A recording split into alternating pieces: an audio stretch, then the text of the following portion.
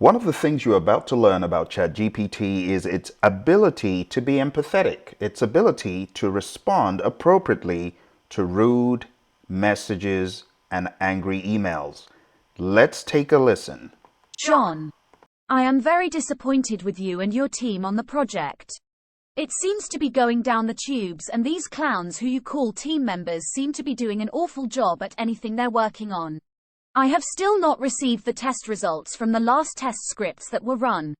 This is going to over 2 weeks ago, and you keep promising that I will receive these and other deliverables. I am at my wit's end, and I am fixing to pull the plug and report you to your boss for incompetence. Don't you know I have much better things to do with my time than hang around waiting for you lot? I'm giving you till the end of the week to get back, or you will feel my wrath. Henrietta Winteler. All right, so Henrietta is boiling. She's crazy. She's mad. We've got this email. We're going to feed this email into ChatGPT. And we're going to ask GPT to make a very compelling response, explaining what happened and helping this customer to feel better with the situation. So without much ado, let's go ahead and begin typing in what exactly this email is about. Just Control V it in, and I'm going to give it a command like this. Please respond to this email on my behalf. Let the individual know that 5 team members have had extreme difficulties with sick family members struck by COVID. Let her know I am sorry and respond as good as you can. So you see the very elaborate response I'm giving it, and also putting these in bars or inverted commas, however you want to do it. But ChatGPT is able to very quickly section out text, and it's able to deduce what you want to say, what you're saying, and what the other party is saying. So now that I've given it enough information, let's go ahead and hit the enter button and see what happens. It knows who the individual is. Dear Henrietta Winkler, I'm writing on behalf of John, who is currently unable to respond to your email. We're sorry to hear that you are disappointed with the progress of the project and that you have not received the test results that were promised to you. John has informed me that the team has been facing extreme difficulties due to sick family members struck by COVID-19. This has caused delays in the project and may have contributed to some of the issues you have encountered. Please be assured that John and the team are doing their best to deliver the project to the best of their abilities despite the challenges they are facing. They are working hard to ensure that all deliverables are completed as soon as possible. We understand this situation may be frustrating to you, but we kindly ask for your patience and understanding during this difficult time. If there's anything we can do to assist you, please do not hesitate to let us know. Thank you for your understanding. Best regards, ChatGPT. My goodness, you tell me, my friends, do you think that was a world-class response or not? I think GPT did pretty well in responding to that angry customer. And for those of you that are in the business world, your administrative assistants, this is a secret weapon for you, because all you need do is take the power of GPT and have it respond in any capacity. And I'm going to show you now how to use the power of GPT to craft compelling emails that will help buttress your message even more. Take this, for example. Write a letter to all the parents of Class 3C, telling them that we appreciate their contributions for the potluck event. last week. We are very appreciative. Send that message very compellingly and make the tone warm, grateful, and optimistic. My name is Fred, and also mention Vern, Fern, the head teachers are very happy at the outcome. Now watch the power of GPT. You can see it took a little bit for me to give it some instructions, but when you feed it with information, it will do wonders. Oh, and the school name is St. Francis Elementary School.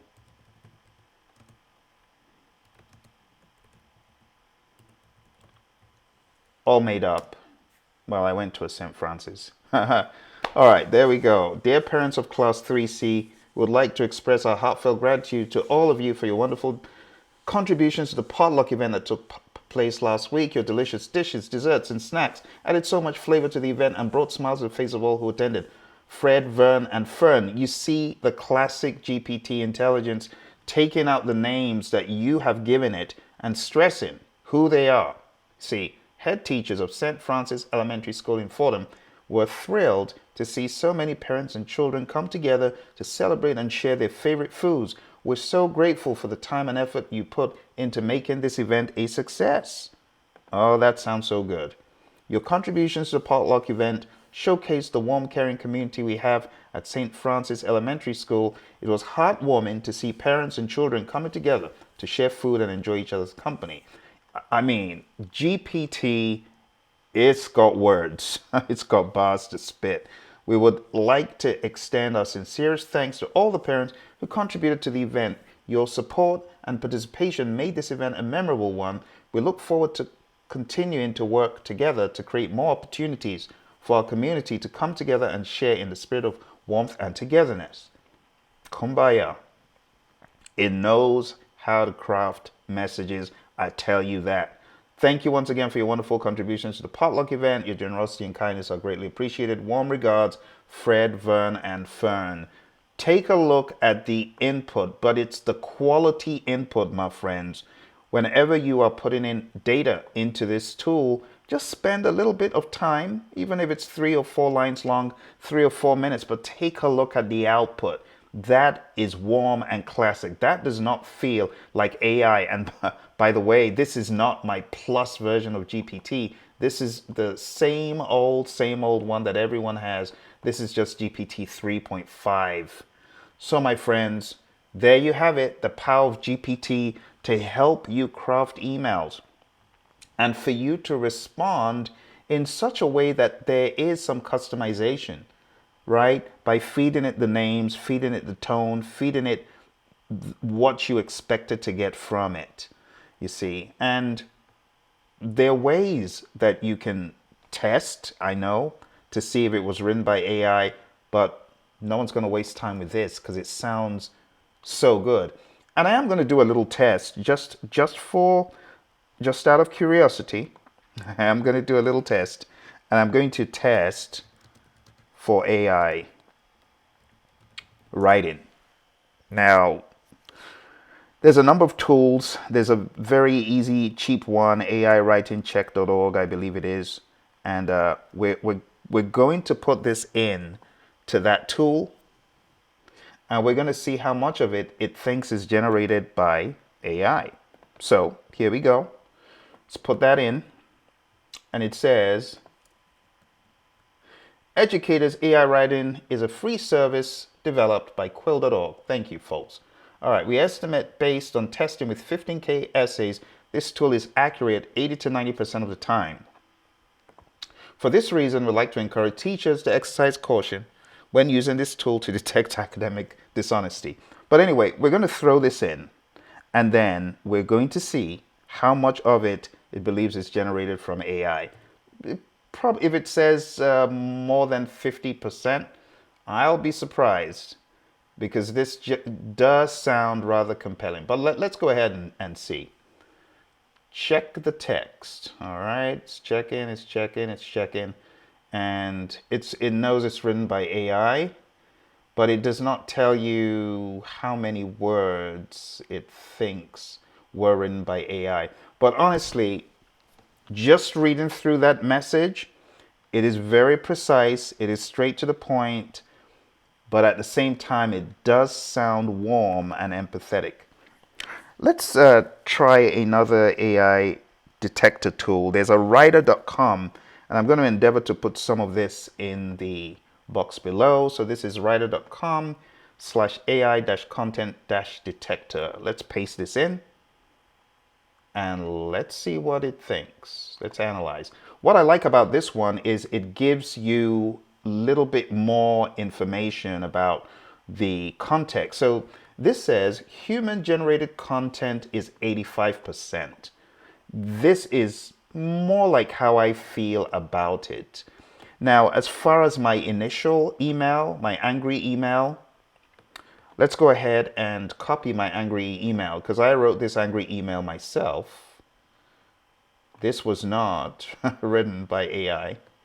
So here we go. Let's take that. And let's go in here and let's put in the angry email. There's the angry email. Let's analyze the text. 100% written by your buddy Phil. So yeah, it knows that. Good. Okay. Well, it does feel the wrath in my email. And now let's copy this, the response, and let's put that into writer.com, which is actually my preferred one to check for AI writing. I'm going to get rid of that just for obvious reasons. I don't want to bias AI against AI. Let's go ahead and hit analyze text. 87% human generated. So you see, my friends, if you take some time to craft a heartfelt feed of data into the tool by giving it certain variables, it is going to spit out information that is less AI generated, because it's going to take the sum total of all that you've given it and craft a message that still sounds more human. Now watch this. If I say, write an email to calm an angry client who did not receive their packages. Let's see what's going to happen. All right, so so I'm going to stop it midway and say the client's name is Tom. Please restart. And then it does. All right, dear Tom, I'm writing this email, yada yada. We're going to take this text, as you have probably guessed, and we're going to stick it into the writer.com site. So let's grab that site once again, the AI content detector site. All right, we're going to copy all of this, and we're going to go into writer.com, paste that in, and let's go ahead and hit analyze text. Now you can see the number has fallen drastically down to 40%. Why is that? It's because the customization factor of choosing specific phrases and words and things that make it a more human response are missing. because my input was very, very limited. So if you take note of my input, the second time I did what we did, look at the text. I said, write an email to calm an angry client who did not receive their packages, period. But I want you to see what happens if I take this same theme, right? And now I'm going to use this model that I taught a few days ago. It's the role, goal, benefit model. Okay, so role, I'm going to tell it who it is. You are a customer support rep for the coffee company.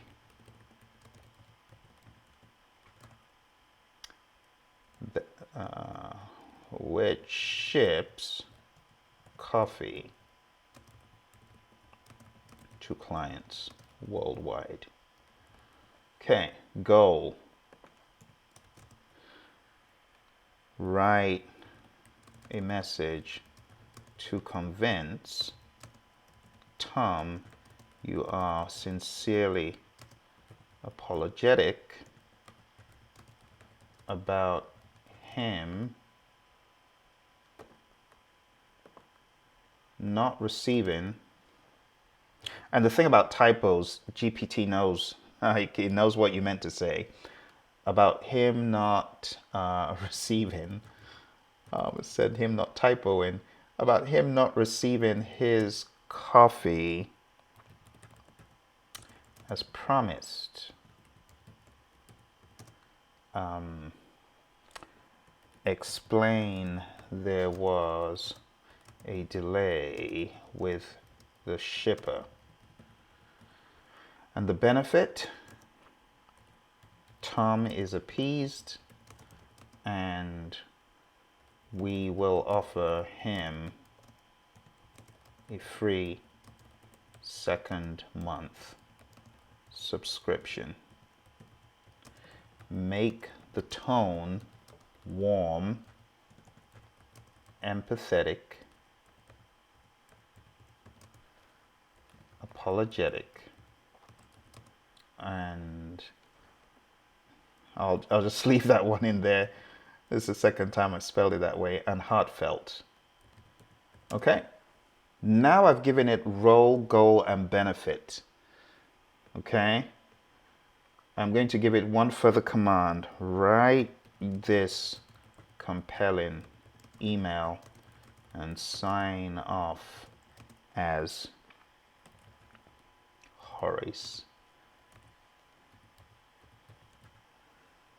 Hungary. Now let's see what GPT will do. Sincere apologies for the delay in your coffee delivery. Dear Tom, I'm writing you with a heavy heart to express my sincerest apologies for the delay in delivery of your coffee. As a customer support representative for a company, I understand the excitement and anticipation comes with waiting for a package. I'm truly sorry that we have let you down. We have been informed that there was a delay with our shipper, and this has caused a delay in the delivery of your package. Please know that we're doing everything in our power. It's quick. Everything in our power to ensure that this issue is resolved as quickly as possible. We are actively working with the shipper to locate your package, and we're doing our best to make sure that it's delivered to you as soon as possible. As a token of our apology for the inconvenience that this delay has caused you, we would like to offer you a complimentary second month subscription to our coffee service. We value you. You see the way it phrases things. Our coffee service, value you as our customer. I want to make sure you're fully satisfied with our service. Again, please accept my sincerest apologies for the delay in the delivery of your coffee. I hope that this email brings some comfort to you, and please know that we are working tirelessly to resolve this issue as quickly as possible. If you have any questions or concerns, please do not hesitate to contact us. We are here to help, and we will do everything we can to ensure that you are completely satisfied with our service. Thank you for your understanding. Warm regards, Horace, Hungary, Customer Support Representative. So my friends, with that example, you can see that ChatGPT has no trouble at all in crafting sincere apologies, emails to inform people, but all you need to do is just spend some time putting in some great data, and you will receive a pretty good response. As far as sometimes when the language seems over the top, like I'm writing to you with a heavy heart, it's a kind of a stretch for just coffee, right? You may want to watch GPT very carefully and think like a customer when you're reading it. If it's over the top, you could tone it down by having a little bit more human intervention in it. But it's definitely a great starting point for you to respond to a lot of emails, especially if your job is responding to angry customers via email. Honestly, you're going to thank me later because I'm making your job extremely easy by you taking data, spinning it into GPT, and getting world-class responses out. Okay? All you need to do is a little bit of tweaking, and you're going to be fine. I hope you enjoyed it. Don't forget to hit like, subscribe. Don't keep it a secret. Share with your friends. Talk to you soon, and bye for now.